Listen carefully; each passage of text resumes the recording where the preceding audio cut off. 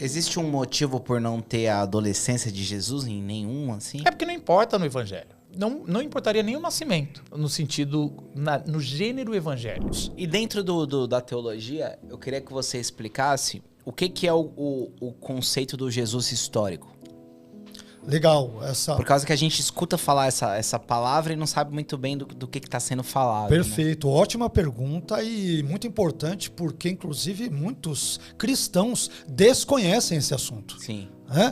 É o tipo de assunto que normalmente quem está mais vinculado à academia, Isso. em termos da erudição bíblica, teológica, cristológica, que vão pesquisar. Então a sua pergunta é muito boa pelo seguinte: a partir do século XVIII, ou seja, com o surgimento do iluminismo, o iluminismo ele acabou dando muita ênfase à razão humana. Então, de forma muito resumida, tudo aquilo que passava no crivo da razão deveria ser aceitado como factível, como verdadeiro e assim por diante. Então, aquilo que não passava no crivo da razão ou dos 5 sentidos, sim, por exemplo, elemento sobrenatural, deveria ser descartado. Ou na linguagem de um teólogo alemão, que nós vamos citar daqui a pouco, chamado Rudolf Bultmann, deveria ser demitologizado. Você deve extrair o mito desse elemento e o que sobra é apenas o elemento histórico, sim, vamos assim dizer. Então, diante disso, nós tivemos ou temos, Marco, 3 buscas do Jesus histórico. A primeira busca, chamada Busca do Jesus Histórico. A segunda busca, chamada New Quest, ou Nova Busca do Jesus Histórico, e a terceira busca do Jesus Histórico. A primeira busca do Jesus Histórico, ela surge com um orientalista alemão, um estudioso de línguas e culturas orientais, um alemão chamado Hermann Reimarus, né? E ele vai viver ali no contexto do iluminismo europeu, no contexto do século XVIII. E Reimarus ele vai propor o seguinte: não há uma continuidade, ou seja, há uma descontinuidade entre o Jesus da história e o Cristo da fé. O Jesus da história é uma coisa, o Cristo da fé é outra. Então, por exemplo, o Jesus da história para Reimarus, ele era uma espécie de um líder político. Já o Cristo da fé é algo que envolve fé, religião, ele era Deus, tem as 2 naturezas. Então ele está dizendo, nós temos que saber separar o que é o Jesus histórico e o que é o Cristo da fé, porque eles não batem, eles não conversam, né? E aí, quem foram 2 defensores, 2 dos principais expoentes, além de Reimarus, dessa perspectiva? Foram 2 teólogos alemães, um deles eu citei agora há pouco, que foi Rudolf Bultmann, um teólogo alemão, um exegeta do Novo Testamento. Sim, e muito outro conhecido. Isso, conhecido. O nome dele é vinculado a uma teologia mais liberal. Isso. Né? Os 2 que eu vou citar, a visão mais liberal. Sim. Né? E o segundo é Albert Schweitzer, que dá nome a muitos hospitais, centros médicos no Brasil, verdade, e no mundo. Né? Sim. Então, estas pessoas foram expoentes. Depois disso, o que acontece? Ocorre a nova busca, ou chamada em inglês New Quest, a nova busca do Jesus histórico. Quem é que acaba liderando-a? Um discípulo de Rudolf Bultmann, que se chamava, né, Ernest Kissmann, né? Ernest Kissmann. Então ele, por volta de 1953, ele vai escrever um texto onde Kissmann vai dizer, olha, e aí ele vai contrariar a visão do seu mestre, que foi Bultmann. Ele vai dizer, olha, nós não temos que dissociar o Jesus da fé e assim por diante do Jesus da história. Existem muitas semelhanças entre eles, eles devem ser vistos em conjunto. Uhum. Então, Kissmann, ele vai na contramão do que Bultmann, o seu professor, ensinou. E isso nos levará, por exemplo, a uma terceira situação, a Third Quest, ou terceira busca do Jesus histórico, que, por exemplo, ela vai ter perspectivas e peculiaridades bem distintas. A terceira busca, ela não dará ênfase ao aspecto teológico, né? Quanto a Jesus, ele era Deus, aquela coisa toda, fez milagres. Não, ela não dará essa ênfase. Ela dará ênfase em elementos mais antropológicos, crítico-literários, sim, sociológicos, né?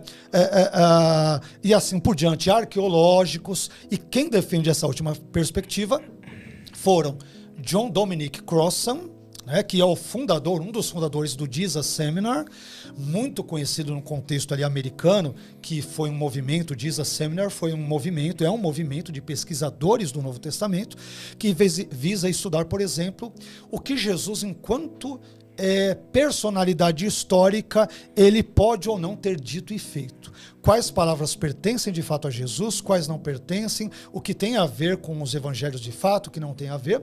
E um outro estudioso, para concluir, que foi outro John, que é o John P. Mayer, um padre, obviamente do contexto católico, que vive ali séculos agora 20 e 21 e faleceu no ano passado, em 2022. Então, estas são as 3 buscas. A primeira busca prega uma descontinuidade entre o Jesus da história e o Cristo da fé. Tá. A segunda resgata e prega uma continuidade entre o Jesus da história e o Cristo da fé. E a terceira deixa de escanteio o elemento teológico e enfatiza elementos acadêmicos, né, sociológicos, antropológicos, arqueológicos, e não dá tanta ênfase à figura teológica de Jesus. É interessante isso daí, é bem... É até complexo o conceito, né, o Valati? Sim. Por causa que, por exemplo, eu já ouvi gente dizendo que é o Cristo ressurreto, é o Cristo. Sim. Mas antes da ressurreição, ele não é o Cristo. Por causa que ele não tá na sua versão glorificada, entre aspas, né? Porque quando ele vem ressurreto, então ele vem com o corpo glorificado. Realmente é um conceito eu até vi uma vez um cara falando que o apóstolo Paulo ele teve contato com o Cristo. Ele não teve contato com Jesus, porque ele teve contato com a figura ressurreta de Cristo que aparece para ele, né? E o que você pensa sobre tudo isso? Claro que eu divirjo, né? Porque eu me alinho mais em termos teológicos e bíblicos com a perspectiva, o que não quer dizer que eu abrace ela totalmente, mas a perspectiva do discípulo de Bultmann, que foi Ernst Kiesmann. Ou seja, há uma continuidade entre o Cristo da fé e o Jesus da história. Então não posso dizer... Não tem como separar os dois. Não tem como separar. Então não dá para fazer. Então existe inclusive uma heresia, dentre outras, uma heresia cristológica, que vai dizer que Jesus quando, por exemplo, ele é batizado nas águas, então o Cristo começa, ou o Logos começa a habitar nele. Ou quando ele ressuscita, assim por diante. Não, ele era Jesus Cristo. Ele era, de fato, uma única pessoa com essas duas naturezas, divina e humana. E isso desde o bebê. Desde o bebê. Isso não pode ser dissociado. Se você dissociar, você vai cair inevitavelmente em uma ou outra heresia. Então, essas percepções são muito comuns, sobretudo em contextos mais místicos, esotéricos e da teologia liberal, né? Não, Jesus homem, depois o Cristo, o Logos veio sobre ele. São visões esotéricas, místicas e antibíblicas. São heresias, porque não é o que a Bíblia, evidentemente, nos ensina nesse aspecto. A gente falou isso das mulheres sustentando o ministério de Jesus, né? E eu te falei que eu vi um corte dizendo que Jesus não era pobre. Mas Jesus era pobre, né? Com certeza Jesus era pobre. Falar que Jesus não é pobre é empurrar camelo no buraco de uma agulha. Exatamente. Aliás, Lucas vai falar que Mateus não que Jesus não é pobre. Jesus não é ou Jesus é? Jesus é pobre, Sim. desculpa. Lucas vai falar que Jesus é pobre. Por quê? Porque assim, você vai ver vários... quando ele sobe... primeiro que ele não tinha onde se hospedar em Belém. Qualquer pessoa rica tem influência ali em Belém, que era a cidade natal. Ou seja, quando vai fazer o recenseamento... Ali, quando vai fazer quando eles pediram para voltar para sua terra natal, se eles fossem de família que tem dinheiro, eles voltariam para uma casa. Como eles têm que procurar um lugar para se hospedar, eles não têm família que tem. Então, eles não têm nem suporte familiar. Segundo, quando eles vão fazer o sacrifício no templo de Jerusalém, Lucas também, eles sobem para o templo. E aí Lucas fala que eles oferecem uma pomba. E por que Lucas faz isso? Ele está citando Levítico. E esse sacrifício, essa oferenda que você faz, essa oferta, que é do primogênito, lá em Levítico fala que pode ser um animal grande, tipo um novilho, pode ser uma cabra, pode ser... E aí ele fala assim, o Levítico vai dizer, se você não tem recurso, pode ser uma pomba. Ou seja... A oferta que José e Maria dão para o nascimento do Messias de Jesus, Lucas está narrando que é a oferta mais pobrezinha possível. Ou seja, eles não têm recursos financeiros. Então, quando Mateus vai falar que eles vão ter que se refugiar no Egito, ele conta a história que os magos dão os presentes, que são muito caros. Mas é um caro para que torraram tudo no Egito. Legal. Porque eu vi um corte, foi até no podcast do Primo Rico, dizendo que o ser construtor era um trabalho que dava grana. Então, por isso Jesus não era pobre. Ser construtor é ser um pedreiro. Aonde um pedreiro foi... Ser dono de pedreiros... ser o construtor... não confunda pedreiro com construtora. Os donos de construtora, em qualquer lugar do mundo, têm muito dinheiro. Quem constrói, o pedreiro geralmente não tem. E José não era dono de uma construtora, ele era um pedreiro.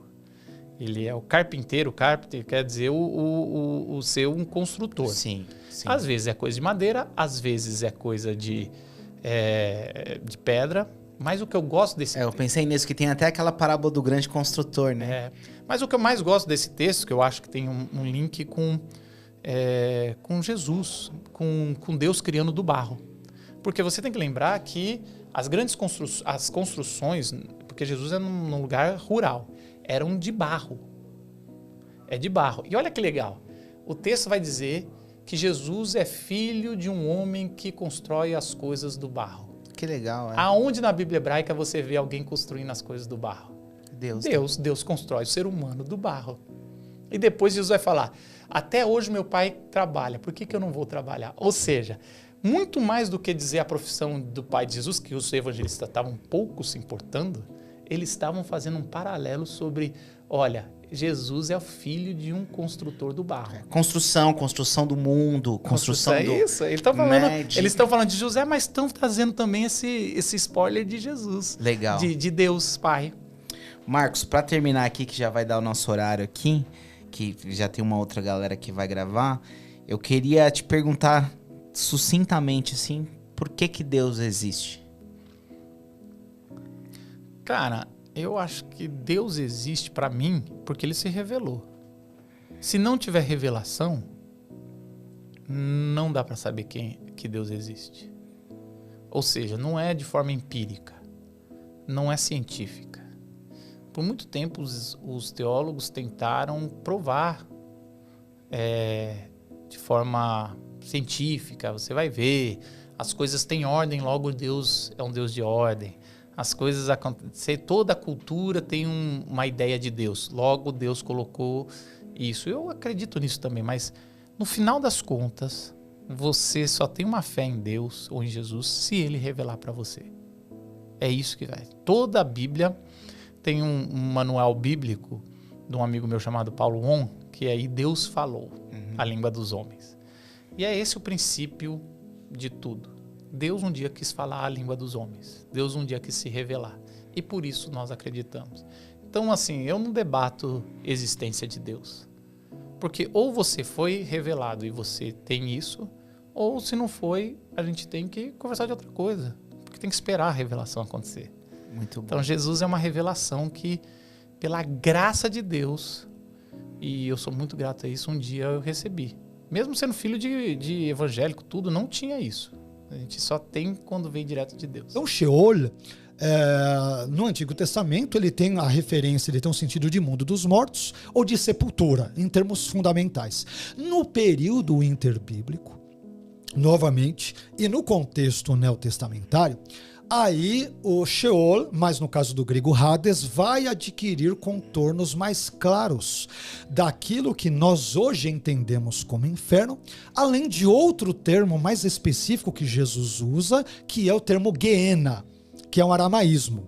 Ele vem do hebraico, ali na verdade do aramaico é Gehinon, e ele vai dar origem a Geena, que aí sim é entendido como inferno. Aliás, a palavra Geena aparece 12 vezes no Novo Testamento e em 11 dessas 12 vezes ela sai dos lábios de quem? De Jesus. Jesus mais ensina sobre o inferno do que qualquer outra pessoa no Novo Testamento. Então às vezes a gente pinta aquela ideia, né?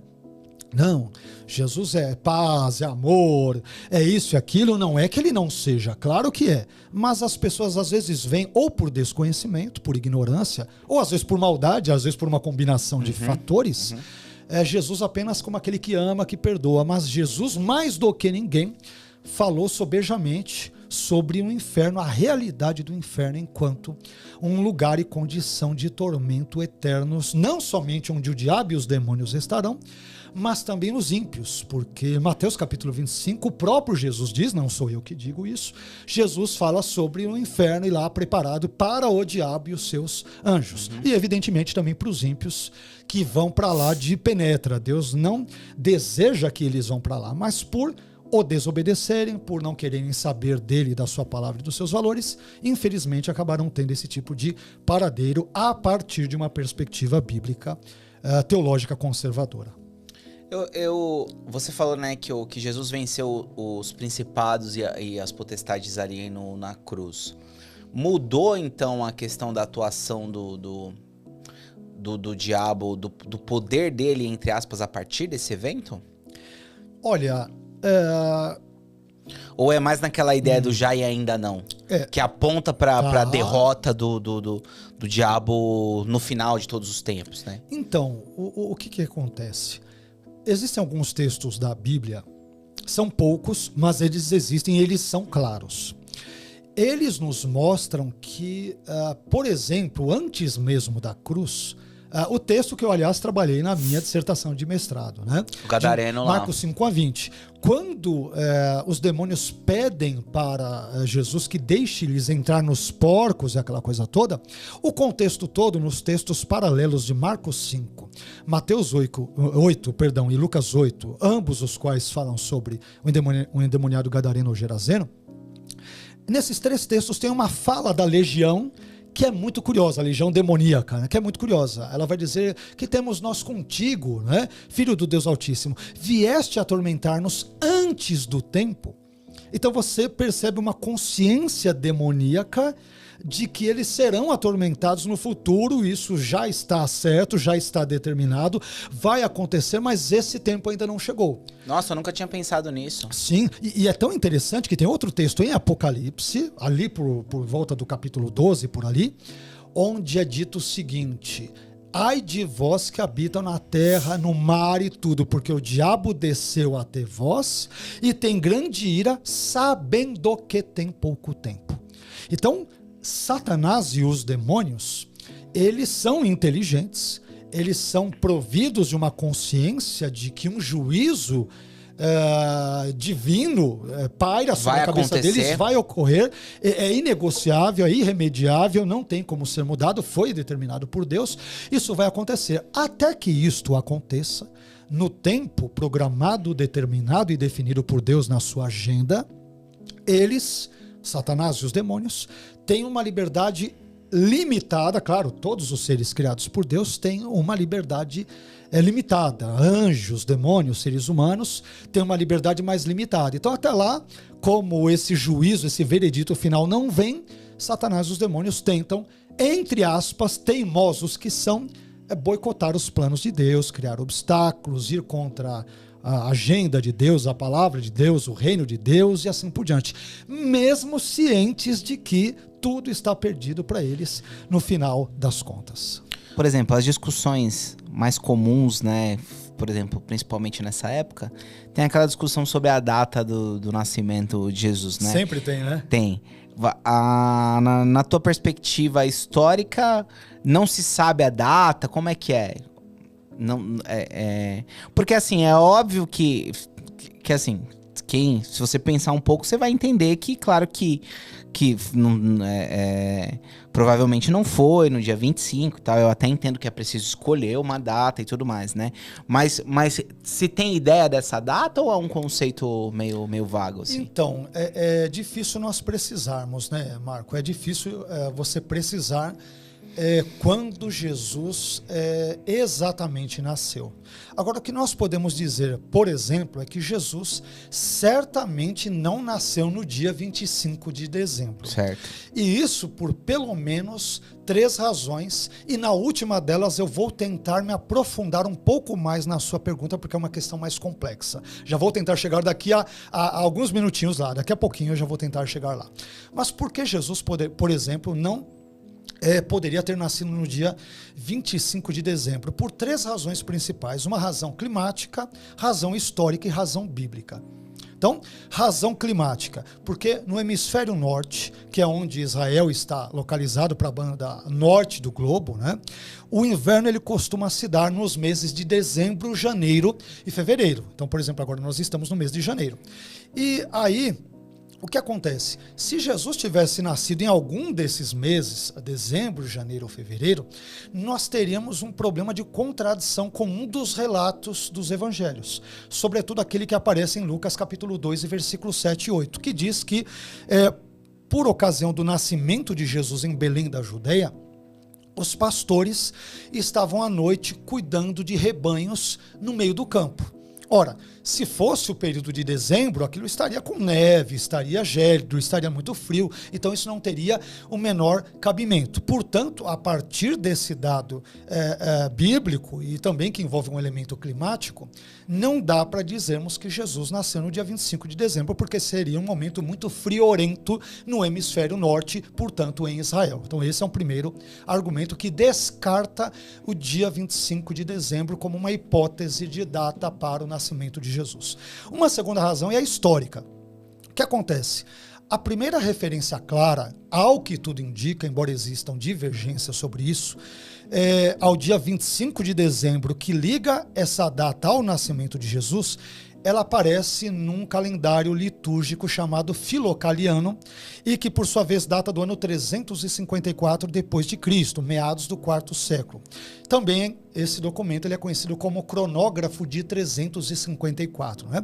Essa obra ela foi elaborada por um calígrafo, né, chamado ali Fúrio Dionísio Filócalo, um nome bem ali difícil, e nela nós encontramos, por exemplo, a seguinte frase: no dia 25 de dezembro nasceu Cristo em Belém da Judeia. Então a primeira declaração, ao que tudo indica, se dá em meados do quarto século.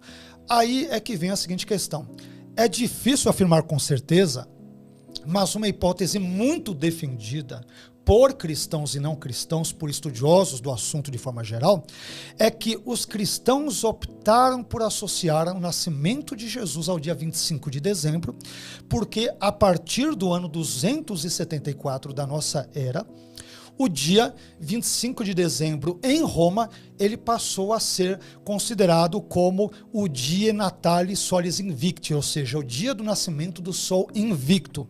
Dia este que, digamos, ele celebraria a vitória da luz sobre a escuridão, né, sobre a noite mais longa do ano. Então os cristãos teriam se apropriado desta data. Igreja Católica, né, e tal. Contexto católico, e o teriam reinterpretado, né, a partir de uma ótica cristã, uma vez que Jesus ele é retratado em João como a luz do mundo, com base numa linguagem de Malaquias. Sol da justiça, ele é o sol sim. da justiça, perfeito. Então, Sim. os cristãos teriam adaptado esse dia de um calendário romano e pagão a um contexto mais cristianizado. É uma hipótese, acerca da qual existem muitas divergências. Não estou afirmando que é isso que ocorreu, mas é uma das hipóteses muito aventadas com frequência.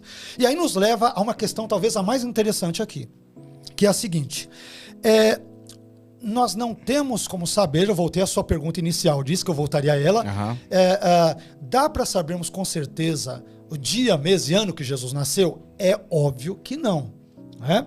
Eu não tenho como saber o dia que Jesus nasceu, com certeza, não tenho como saber o ano, eu tenho como saber o ano aproximado, mas um mês eu posso talvez bater na trave. Então, já vou tentar chegar lá. O que acontece? Sabe-se que Jesus ele nasceu, segundo os evangelhos, por exemplo, o evangelho de Mateus, né? Jesus ele nasceu durante o governo de Herodes o Grande, que por sua vez, Herodes o Grande ele morre entre os anos 4 e 3 antes de Cristo. Ora, se quando Jesus nasceu Herodes ainda estava vivo, que é o que diz Mateus capítulo 2, então isto significa que Jesus deve ter nascido em algum momento antes dos anos 4 e 3 antes de Cristo, correto? Segundo os estudiosos, portanto, Jesus deve ter nascido entre os anos 8 a 4 antes de Cristo. E não no ano 1 ou no ano 0, vamos assim dizer, como nós costumamos entender. Só que, em geral, como que nós chegamos ali a uma data do nascimento de Jesus? Não o dia, não o ano, mas talvez possamos chegar próximos do mês em que ele nasceu. Talvez seria uma curiosidade de muitas pessoas, né? Em que mês talvez Jesus nasceu? Já que não dá para saber nem o dia, nem o ano, em que mês? Aí eu tenho que fazer toda uma construção, se você me permitir. Claro. Eu vou tentar ser breve, que é a seguinte: para chegar no mês, para você e os queridos telespectadores aí desse podcast, para saberem mais ou menos o cálculo que a gente fez aqui. Em Lucas capítulo 1, versículo 5, lá diz que Zacarias, marido de Isabel, ele é um sacerdote da ordem de Abias, ok? Lucas capítulo 1, versículos 23 e 24, ele dirá que João Batista ele foi concebido naqueles dias em que Zacarias, por exemplo, atuou como sacerdote, ou seja, durante essa tal da ordem de Abias. Quando nós retrocedemos e vamos para o Antigo Testamento, em 1 Crônicas 24, lá nós descobrimos que existiam 24 turnos de sacerdotes, que foram criados, por exemplo, por Davi, e ao que tudo indica, ao que parece, esses 24 turnos, eles cabiam em 15 dias anuais para cada turno, ou seja, 2 turnos por mês. E além disso, estou construindo todo arrazoado para você vai ver onde eu vou chegar. 1 Crônicas 24, 10, ele diz que o turno de Abias ele era o 8º, que é ali o citado no texto de Lucas, que corresponde, por exemplo, ao mês de Tamuz no judaísmo, e que, por sua vez, o mês de Tamuz, ele diz respeito ao nosso mês de julho, ok? Então, vamos lá. Sendo assim, e pressupondo que existiam 2 turnos de sacerdotes por mês, e que o calendário judaico, diferentemente do nosso aqui ocidental brasileiro, ele começa no mês de Nissan, que corresponde a março e abril. Então, isso significa o seguinte: o mês de Tamuz, isto é, julho, ele foi o mês do anúncio do nascimento de João Batista e também o mês do início da gravidez de Isabel, a sua mãe. Imaginando que, obviamente, Isabel ela deu à luz a João Batista 9 meses depois, imaginando que foi uma gravidez normal. Isso significa dizer que João Batista nasceu no mês de Nissan, que corresponde a março ou abril no nosso calendário. Bem, mas onde é que Jesus se encaixa nisso tudo? Aí é que entra o detalhe. No 6º mês da gravidez de Isabel, isso tudo está no Evangelho de Lucas, sim, tá? Então, no 6º mês da gravidez de Isabel, que é o mês de Tebet, que corresponde aos nossos meses de dezembro e janeiro, o anjo Gabriel ele aparece a Maria e anuncia que ela ficará grávida e conceberá Jesus, ok? Ora, como Jesus nasceria 9 meses depois desse anúncio, então Jesus nasceu possivelmente, vamos assim dizer, no mês de Etanim, que corresponde aos nossos meses de setembro ou outubro. Estas seriam datas muito razoáveis, muito possíveis, sem viajar na maionese, a partir de dados bíblicos, embora esta informação seja contestada. Há quem diga que Jesus nasceu entre março e abril, há quem diga que ele nasceu em julho, mas eu ousaria conjecturar, é uma hipótese, é uma teoria, não é uma afirmação tácita, que Jesus possivelmente, à luz dos dados brevemente expostos, pode ter nascido nos meses de setembro ou outubro, que corresponde ao mês judaico de Etanim. Interessante, já tinha escutado que ele tinha nascido em abril, mas nunca tinha ouvido esse raciocínio que você construiu aí. Muito bacana, porque em razão da Páscoa e tudo mais, há quem acha que ele nasceu em março, abril, né? Que é mais ou menos os meses que a gente comemora a Páscoa hoje aqui, né? Perfeito. Não sei nem se no calendário judaico lá era por março. Sim, tem a ver com isso, mas a questão é que o calendário judaico não começa com janeiro. Sim. Ele começa com Nissan, que é março, abril.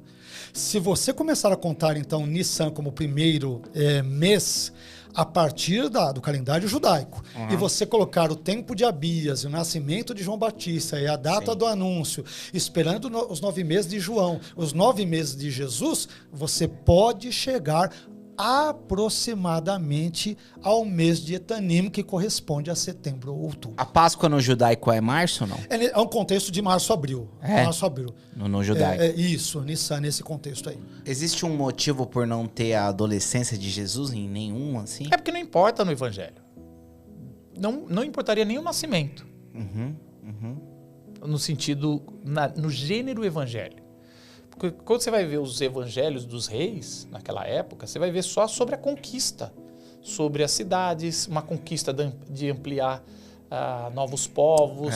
Então, o evangelho é a história do ministério de Jesus, não da vida de Jesus. Nunca tinha pensado nisso, por causa que a gente fica, né, pensando nisso, né? Pô, mas o que Jesus fez dos 12 aos 30? Mas se você for ver, você não sabe também o que Davi fez, né? Você a não ser você que sabe seja que ele era pastor simbólico. de ovelha, mas você Lucas é o único que narra alguma coisa com 12 anos, né? Você sabe disso, né? Que é ele discutindo no templo. Isso. Mas depois daí não tem nada, né? Mas você sabe por quê? A grande pergunta que a gente tem que ler é por que então, o que eu tô querendo trazer e o que eu tô até lançando um curso agora chamado Evangelho em 7 Semanas, ou seja, é um tempo onde as pessoas vão, cara, esse começo de ano, já que você quer estudar a Bíblia, estuda o Evangelho pra valer de forma séria, lendo, vendo o panorama. Eu tenho falado muito disso. Então, assim, a pergunta que você tem que fazer é por que esse evangelista colocou esse fato e nenhum outro colocou? O que ele está querendo mostrar que os outros não quiseram? Então, Lucas está querendo mostrar uma coisa muito interessante sobre a autoridade de Jesus. Então, como eu te falei, naquela época, quando uma criança fazia 6 anos, se ele tinha condição, se o pai tinha condição, ele ensinava no período da manhã. Essa criança ia até uma sinagoga aprender a ler em cima da Torá, com o rabino, e no período da tarde aprendia a profissão do pai, tá? Um menino, principalmente se for o primogênito. Ou José ensinava Jesus também, se ele soubesse escrever. A gente não sabe. E o que acontecia? Dos 6 aos 12 anos, se sua criança fosse um destaque, vamos dizer assim, se sua criança mostrou, se você é um cara, você tem um filho muito bom, que está fechando o colegial, sabe? E você vai falar o quê? Vai para a USP. Vai lá ver se você passa na prova. Se for para a USP, você vai depois fazer a matéria, é muito legal. E é mais ou menos isso. Todas as crianças prodígios iam para o templo de Jerusalém com 12 anos, fazer tipo um teste para ver se iam virar rabinos, mestres, ou se iam seguir a profissão do pai. Jesus tinha a profissão do pai, que é carpinteiro, construtor, e que eles precisavam provar ali, ter esse teste para ver se ele ia ser rabino. E aí, quando ele vai lá, eles vão fazer o sacrifício, Lucas vai contar o fato que eles estão voltando para casa, era uma caravana muito grande, e era muito comum uma criança... Hoje a gente pensa 12 anos como uma criança... Hoje as crianças são mais infantilizadas, vamos dizer assim. Hoje a gente considera criança até 17 anos. Sim. Naquela época, 12 anos já é um adulto. As meninas casavam depois que tinham 12 anos, se menstruavam, já podiam casar. Então, assim, já era um adultinho ali. E ele está fazendo o teste. Então, assim, a responsabilidade não é dos pais de José e Maria ter deixado Jesus. A responsabilidade é de Jesus não ter entrado na caravana. Por isso que Maria, quando fala, por que você fez isso comigo? Parece, se a gente lê com a cabeça moderna, parece que Maria está querendo tirar a responsabilidade dela de ter pegado uma criança, deixado uma criança numa cidade tão, tão grande. Jerusalém tinha mais de 20 milhões em épocas de festa lá em Jerusalém, né? É uma cidade que ela tinha 20 mil, eu falei 20 milhões, não, 1 milhão de pessoas ali circulando.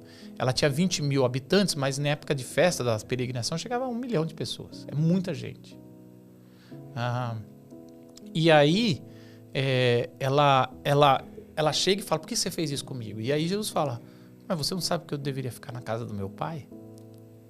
E fala que os mestres da lei, ou os sacerdotes, ficavam encantados com as respostas de Jesus. Ou seja, Jesus foi pro teste daquela época e passou.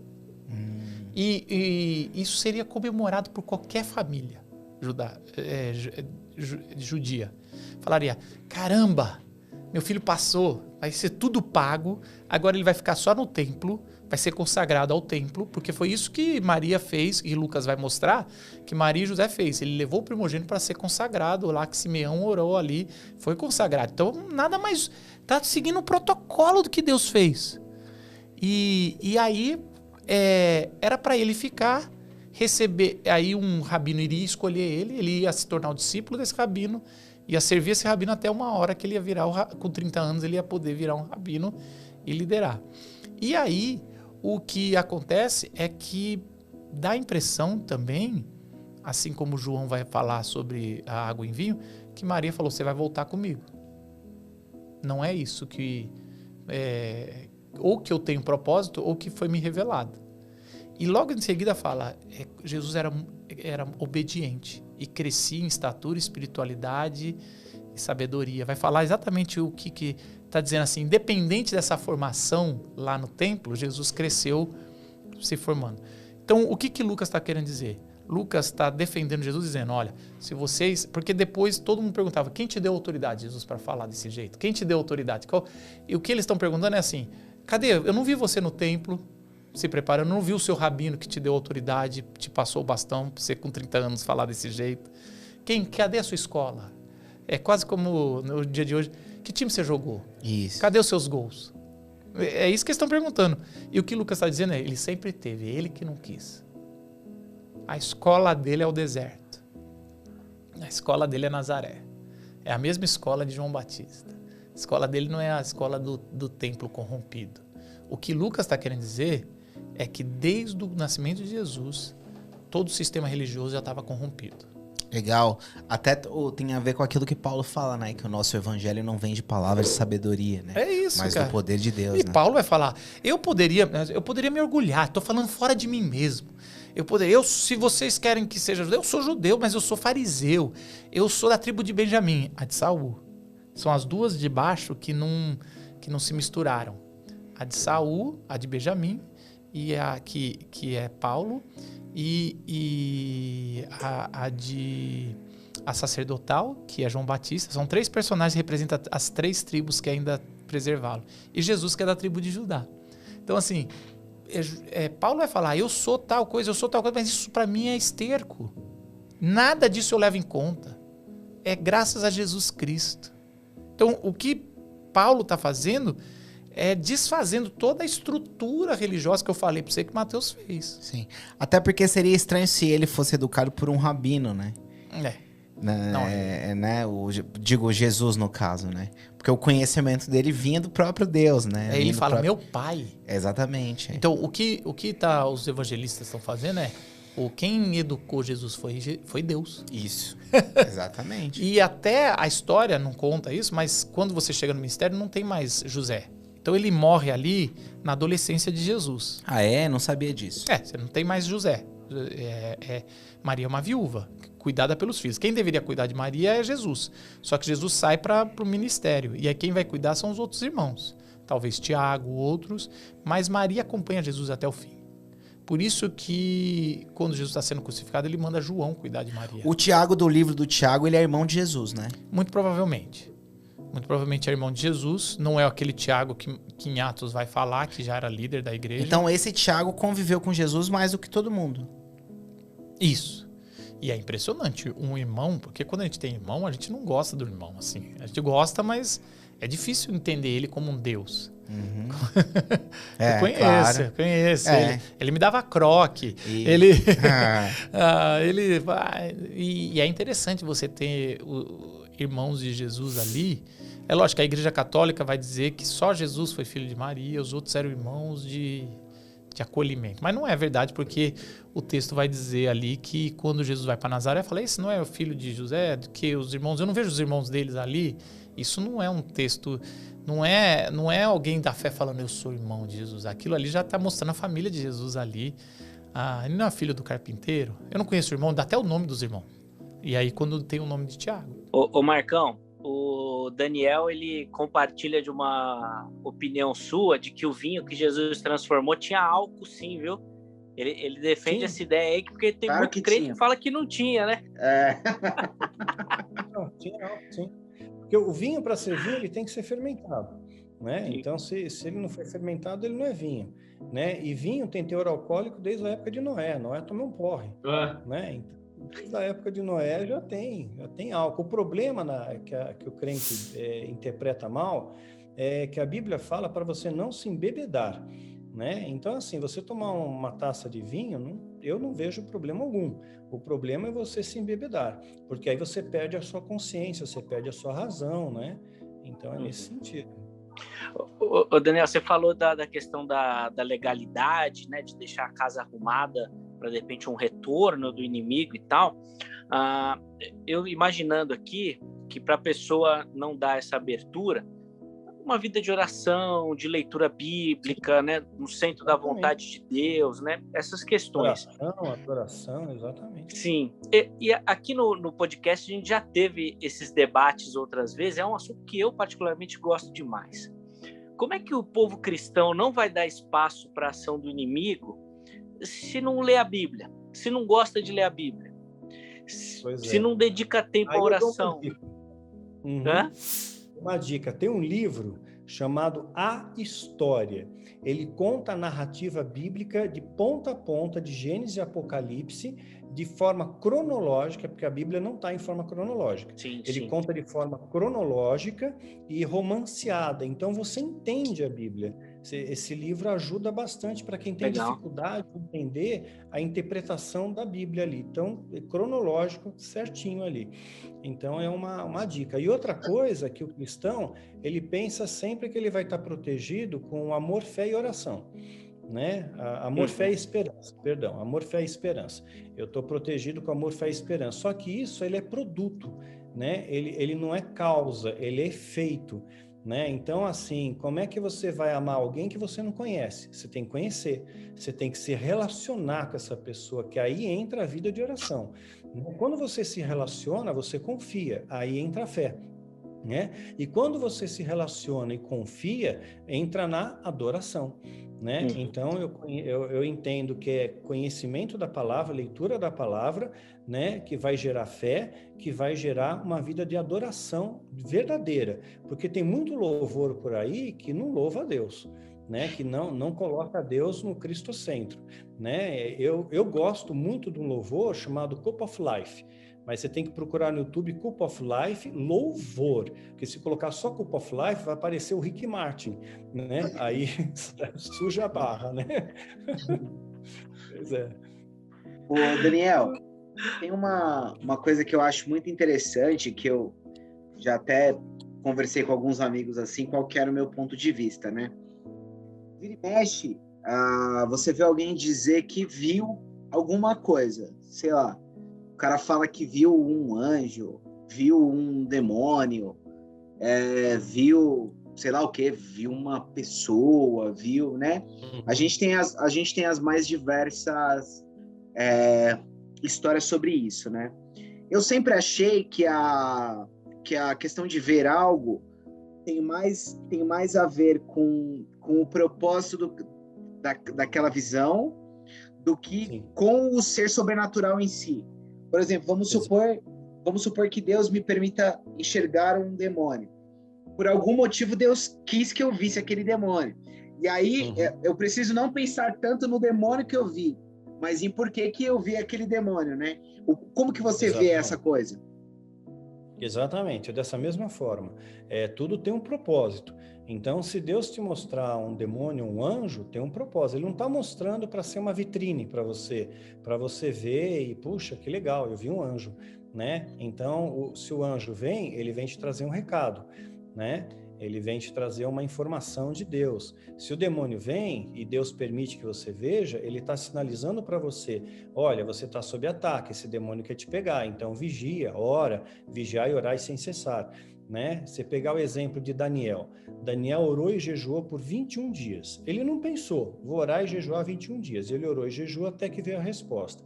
Agora, o detalhe interessante, que muitas vezes passa despercebido, é que o anjo, quando aparece para Daniel, ele fala, olha, eu escutei a sua oração desde o princípio, mas o príncipe da Pérsia ficou me retendo. Então, se ele reteve, significa que nesse combate, nessa peleja, tem dano. Né? Essas entidades espirituais, anjos e demônios, eles são passíveis de sofrer dano, de se machucarem. Porque se fosse assim, e se eles fossem seres imortais, eles lutariam para sempre. Satanás não seria expulso do céu. né? Ele ficaria para sempre lá lutando, pelejando e não quer morrer, não quer vir para a Terra, não quer fugir. E se ele fugiu é porque tem dano. Então causa dano. Então quando você ora para o seu anjo, né? Ora para o anjo e pede: Deus, protege como o seu anjo, guarda a minha vida, protege a minha vida. Esse anjo vai estar te guardando, né? Inclusive dos demônios, e vai causar dano nesses demônios para que eles não causem dano em você.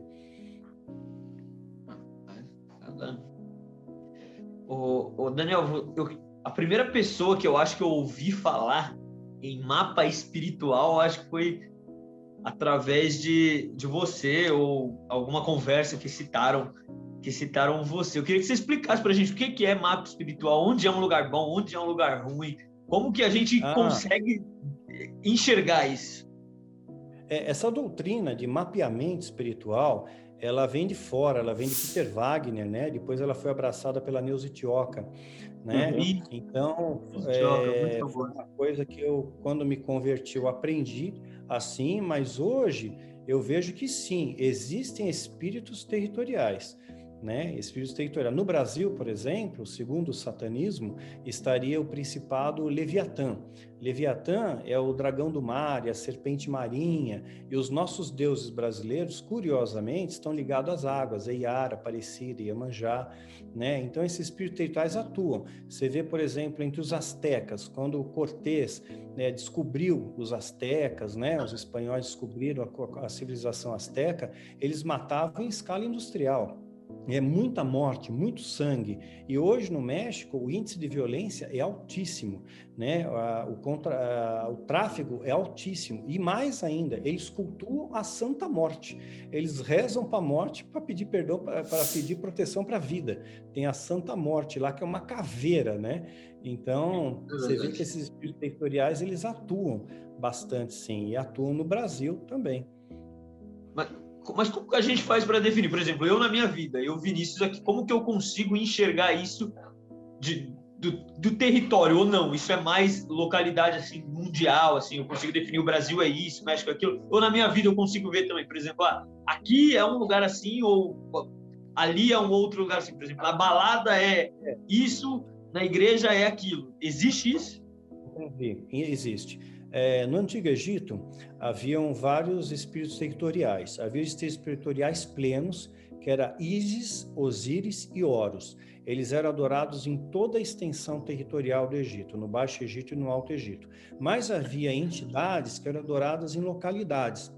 Havia o boi Apis, que era o boi de Mênfis, que era uma entidade, né? Simplesmente esculpida na forma de um boi, né? Mas era uma entidade que era cultuada e tudo mais, reverenciada. Então ele só era permitido a atuação dele em Mênfis, que era uma das capitais do Egito.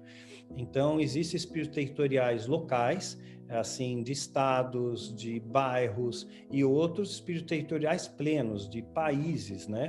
Maiores, expansões maiores. E existem espíritos territoriais menores ainda, que eles atuam em residências, né? Como o próprio Waverly Hills, né? Que tem aparições lá, demoníacas e tudo mais. Então, eles são espíritos territoriais menores.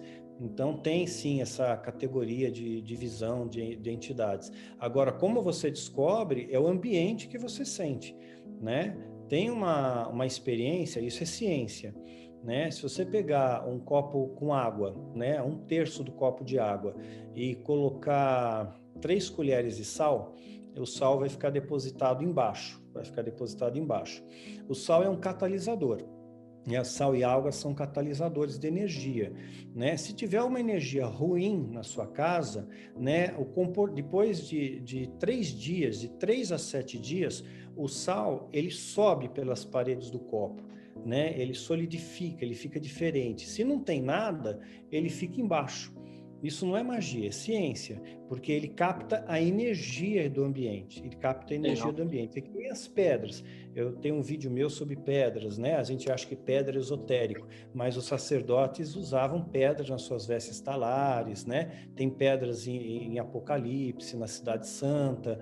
Então, a pedra foi criada por Deus. É o demônio que mistifica as pedras para que você não as use, né? Para que você não use o benefício que elas têm. Foram criadas por Deus. Tanto é que Satanás recebeu 9 pedras também. Daniel, quando a gente fala de Satanás, a gente está falando de uma pessoa ou de uma força, de um espírito, de uma ideologia que age no mundo, por exemplo? O que é o demônio? O demônio não, né? Entendi. Satanás. Que é o demônio do Lucifer é o nome dele. Lucifer é o nome dele, é o portador de luz, né? A estrela da manhã, descrita em Isaías. Né? Ele é o portador de luz, ele é um querubim. Né? Ezequiel 28 fala que ele é um querubim e um querubim ungido. Quer dizer, ungido significa separado, ele tinha uma missão especial. Tanto é que no Epístola de Judas, quando Miguel está disputando o corpo de Moisés junto com Satanás, Satanás é um querubim, Miguel é um arcanjo. O arcanjo, ele não ousa profanar condenação contra um querubim, que ele está numa hierarquia maior. Então ele fala que o Senhor te repreenda.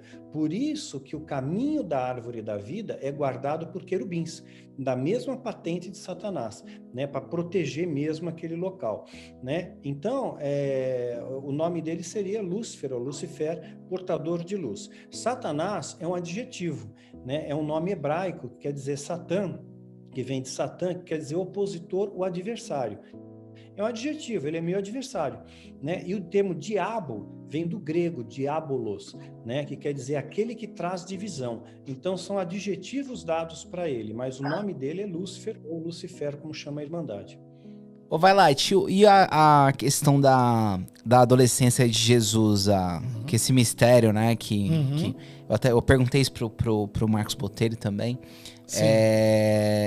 Esse mistério, né, que dizem que não tem ali nada depois de quando ele aparece com 12 anos, e aí ele depois vem a aparecer com 30, né? Como é que é isso? Não tem informação nenhuma? Tem informação sobre isso em outros livros apócrifos? Como que é essa ideia? Então, isso é interessante, porque, de fato, nós temos escassas informações sobre a infância e uma só sobre a adolescência de Jesus. E depois, as informações que temos são a partir do momento em que ele está com quase 30 anos, conforme Lucas capítulo 3, tá? Aqui eu estou citando os evangelhos, tá? Então, de forma geral, que informações nós temos sobre a infância de Jesus? O seu nascimento, obviamente, citado ali, não em todos os evangelhos, mas citado ali em Mateus, em Lucas, por exemplo. Temos a referência à sua circuncisão ao 8º dia, isso também aparece. Temos o episódio em que Jesus, com os 12 anos, ele está no templo de Jerusalém, obviamente, ouvindo os doutores da lei, interrogando-os, assim por diante. Depois disso, é que é interessante. Nós temos uma lacuna. Entre os 12 anos de Jesus até os quase 30, cerca de 18 anos, nós não temos informações sobre a vida, obras, enfim, o comportamento, eventuais milagres, curas sobre Jesus. Nós não temos nada. Por volta dos quase 30 anos, conforme Lucas capítulo 3, Jesus é batizado, então ele começa o seu ministério público e vai exercê-lo durante um período de cerca de 3 anos ou 3 anos e meio. Então, é isso de forma bem sucinta que nós temos, né? Em razão dessa escassez, e aí você comentou muito bem, nós vamos ter algumas questões curiosas sobre Jesus. Os evangelhos chamados apócrifos, lembrando as pessoas que ora nos assistem, que são apócrifos. A palavra apócrifo em grego quer dizer oculto. Ou seja, são evangelhos espúrios, que não são vistos como providos de autoridade, de canonicidade, não são palavra de Deus nem nada, mas têm uma importância histórica, enfim, cultural, né? Talvez até teológica, mas não são inspirados ou canônicos. Então, nos evangelhos, o evangelho da infância do Salvador, você encontra situações muito criativas, engraçadas. São textos escritos na mesma época. Eles são, via de regra, escritos posteriores à data do 1º século, 2º século, 3º, 4º, 5º, 8º século, período da Idade Média, são mais tardios, né? Há muitas dúvidas quanto à datação desses, por exemplo, evangelhos apócrifos. Mas, por exemplo, você tem um livro da infância, ele é chamado Livro da Infância do Salvador, que é um evangelho apócrifo, né? E ele vai dizer que Jesus Eu estou citando algumas coisas, tá? Interessantes aqui. Eu vou deixar para o final uma em que Jesus ele faz bullying com os coleguinhas dele. Né? Nessas histórias. Sim. Isso, lembrando que não é bíblico, é extra-bíblico, não é canônico. Né? Tá. Mas no livro da infância do Salvador, existem vários episódios. Eu estou tentando resumir, senão aqui a gente ficaria o dia inteiro falando só sobre isso. Tem um episódio em que um menino está preso numa torre, trancado numa torre, e existe uma fresta de uma janela muito, muito estreita que mal passa a luz ali. Jesus, então, estende a mão, pega a mão do menino e, de uma forma miraculosa, tira o menino e liberta ele a partir daquela fresta dessa torre. Então, por exemplo, é uma das coisas. Agora tem outra interessante. Um fariseu, ele pegou ali um pedaço de pau e ele queria matar Jesus. Por quê? Porque Jesus estava fazendo muito milagre quando era criança, tá? Tudo Jesus era criança, era menino, no máximo era adolescente, tá? Então, são narrativas da infância e da adolescência de Jesus. Então, o fariseu pega um pedaço de pau e quer matar Jesus, quer bater em Jesus, porque Jesus estava fazendo muitos milagres e as pessoas estavam começando a adorá-lo como Deus. E o fariseu ficou louco com isso, falou, não pode.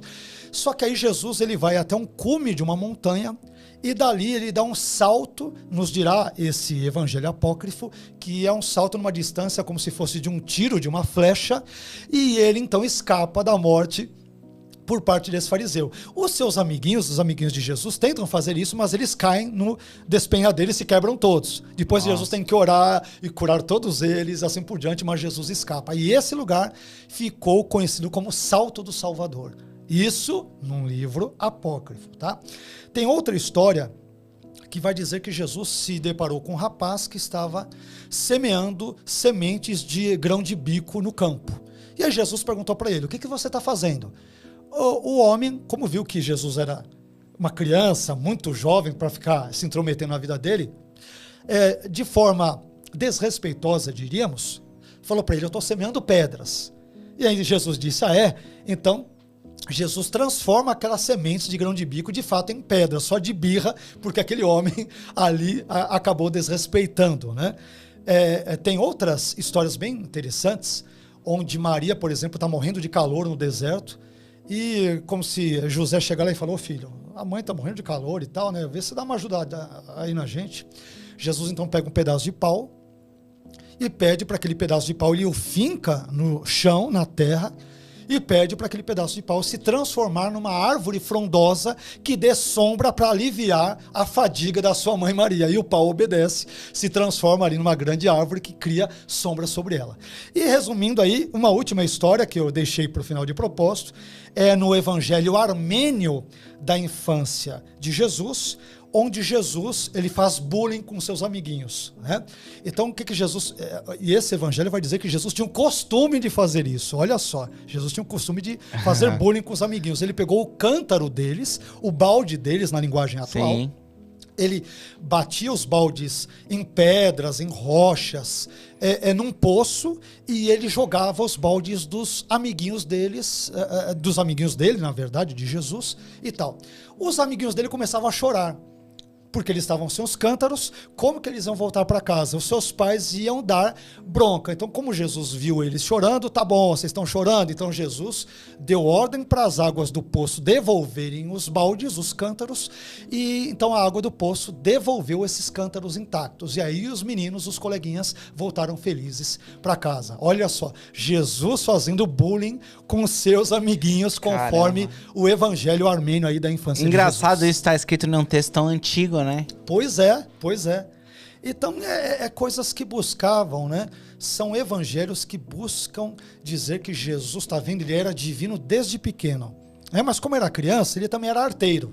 Então ele às vezes aprontava. Tem outra história, essa é interessante, se eu me permitir mais uma.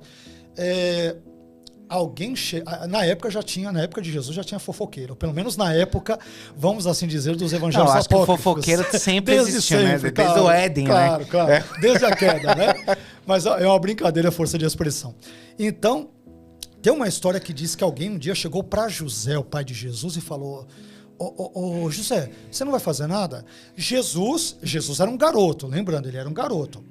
Ele tá pegando um monte de barro junto ao rio, está amassando esses barros e transformando-os em passarinhos de argila. Ou seja, ele está descumprindo o Shabat. não é? O Shabá, ele está descumprindo, ele está, por exemplo, ali contradizendo o Shabá, está transgredindo a lei do Shabá, ele está pecando, faz alguma coisa para repreender o seu filho, que pai é você.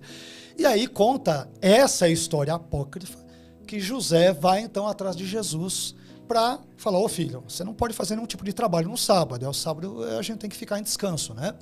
Só que quando Jesus percebe o pai dele chegando para dar bronca, ele bate palmas e os passarinhos de argila adquirem vida, se transformam em passarinhos de verdade e voam. Então Jesus foge do flagrante, dá uma enganada no seu pai José e, portanto, não transgride o sábado. Ou seja, ele era bem espertão, aquela coisa toda. Então, esses tipos de histórias tem muitas outras interessantes. A fralda de Jesus cura, né? A água onde Maria o lavou, as pessoas encostavam na água, eram libertas de demônios. Ou seja, você tem algumas histórias muito criativas, insólitas, mas obviamente muito fantasiosas e folclóricas. Entendi. E os evangelhos apócrifos trazem tudo isso. É muito curioso. Engraçado, né? Que não tem como saber se alguma pode até ser verdade ou alguma pode ser da época e tudo mais, né? Porque é interessante, né? Porque é óbvio, né? Eu não me espantaria que a água que Jesus entrou curasse.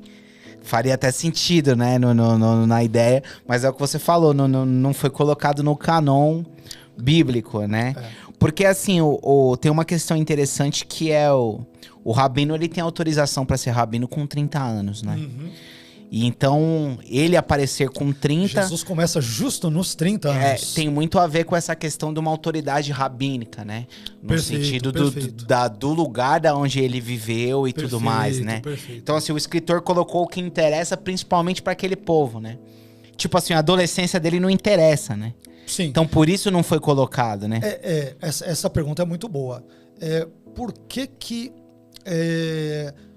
que os evangelhos em geral, para não dizer todo o Novo Testamento, os 27 livros que compõem o Novo Testamento, sobretudo os 4 evangelhos, Mateus, Marcos, Lucas e João, por que eles não dão ênfase à infância e adolescência de Jesus?